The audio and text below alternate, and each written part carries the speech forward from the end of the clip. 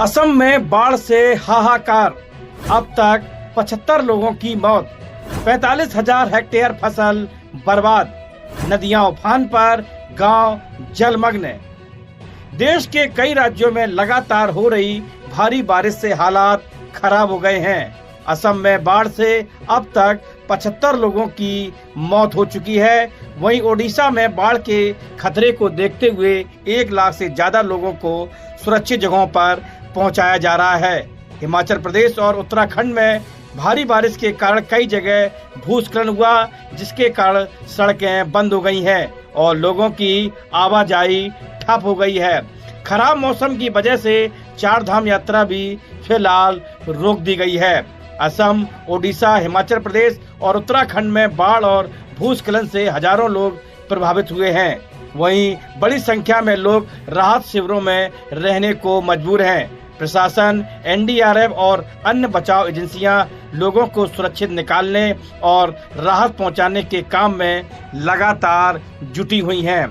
असम में बाढ़ की स्थिति अभी भी बेहद गंभीर बनी हुई है। पिछले 24 घंटों में 7 और लोगों की मौत हो गई, जिसके बाद बाढ़ से मरने वालों की संख्या बढ़कर 75 हो गई। ताजा रिपोर्ट के मुताबिक ये सभी मौतें शिवसागर जिले में डूबने से हुई हैं। राज्य में लाखों लोग अब भी बाढ़ की चपेट में हैं और हजारों हेक्टेयर खेती की जमीन पानी में डूब गई है। हालात को देखते हुए मुख्यमंत्री हिमंता बिस्वा शर्मा ने राहत और पुनर्वास के लिए बड़े पैकेज का ऐलान किया है। इसके तहत बाढ़ में जान गंवाने वाले परिवारों, छात्रों और सबसे ज्यादा प्रभावित परिवारों को आर्थिक मदद दी जाएगी। अधिकारियों ने बताया कि मृतकों के परिवार वालों को दी जाने वाली अनुग्रह राशि को बढ़ाकर 9 लाख रुपए कर दिया है। साथ ही मुआवजा पाने के नियमों में भी ढील दी गई है। असम में बाढ़ प्रभावित जिलों में गोलाघाट, जोरहाट, नौगांव और शिवसागर शामिल हैं।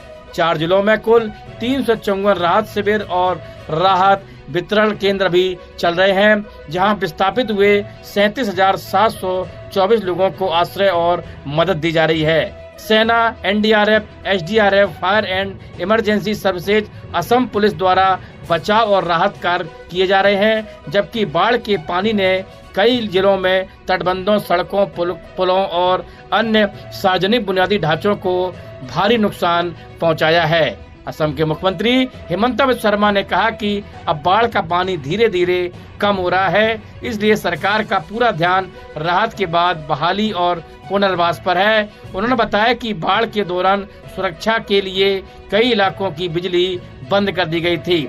अब शिवसागर, जोरहाट, चराईदेव, धुबरी और बोंगाई गांव समेत कई जिलों में सुरक्षा जांच के बाद चरणबद्ध तरीके से बिजली फिर से शुरू की जा रही है। मुख्यमंत्री ने कहा कि सरकार जल्द से जल्द बिजली, पानी और दूसरी जरूरी सेवाएं बहाल करने की कोशिश कर रही है, ताकि प्रभावित लोगों का जीवन फिर से सामान्य हो सके।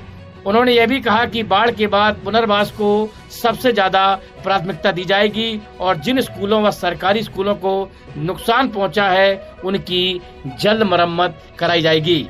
असम राज्य आपदा प्रबंधन प्राधिकरण के मुताबिक शिवसागर, गोलाघाट, चराईदेव, जोरहाट, नौगांव और कामरूप जिलों में करीब 4.45 लाख लोग अब भी बाढ़ से प्रभावित हैं। हालांकि रविवार तक यह संख्या 5.24 लाख से ज्यादा थी, यानी अब बाढ़ का असर कुछ कम हुआ है, लेकिन कई इलाकों में स्थिति अब भी गंभीर बनी हुई है। सबसे ज्यादा प्रभावित चराईदेव जिला है, जहां करीब 1.88 लोग बाढ़ की चपेट में हैं। इसके बाद शिवसागर में 1.44 लाख और जोरहाट में 74,000 से ज्यादा लोग बाढ़ से परेशान हैं। प्रशासन लगातार राहत सामग्री पहुंचा रहा है और प्रभावित लोगों को सुरक्षित जगहों पर ले जाने का काम कर रही है।